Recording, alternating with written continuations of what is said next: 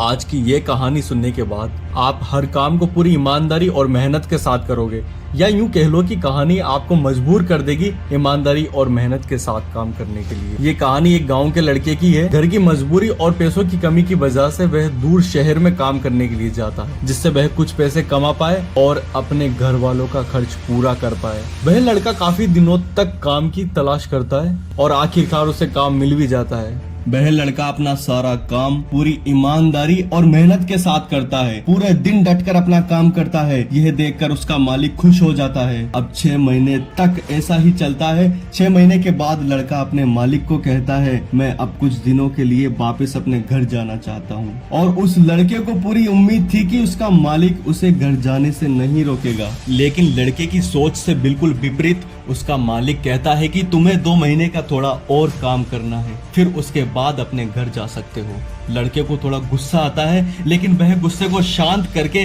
अपने मालिक से पूछता है कि मालिक बताइए कौन सा काम है। उसका मालिक कहता है कि हमें एक घर खरीदना है, तुम पूरे शहर में घूमो और जो तुम्हें सबसे अच्छा घर लगे उसे खरीद लो, और जैसे ही ये काम तुम्हारा खत्म हो जाता है तुम वापस अपने घर कुछ दिनों के लिए जा सकते हो। यह सुनकर वह गांव का लड़का बहुत खुश हो जाता है और जल्दी जल्दी अपने घर खरीदने के काम को खत्म कर देता है।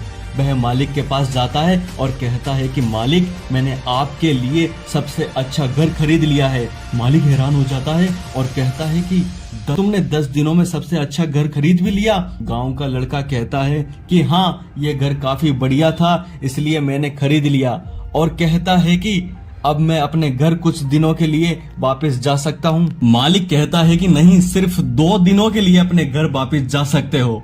गांव का लड़का कहता है कि अरे मालिक, गांव जाने में ही मुझे 1 दिन लगेगा, तो भला 2 दिन में ही वापस कैसे आ जाऊं मैं? मुझे मेरे परिवार के साथ वक्त भी बिताना है। मालिक खुश होकर कहता है कि अब से तुम हमेशा अपने परिवार के साथ ही रहोगे।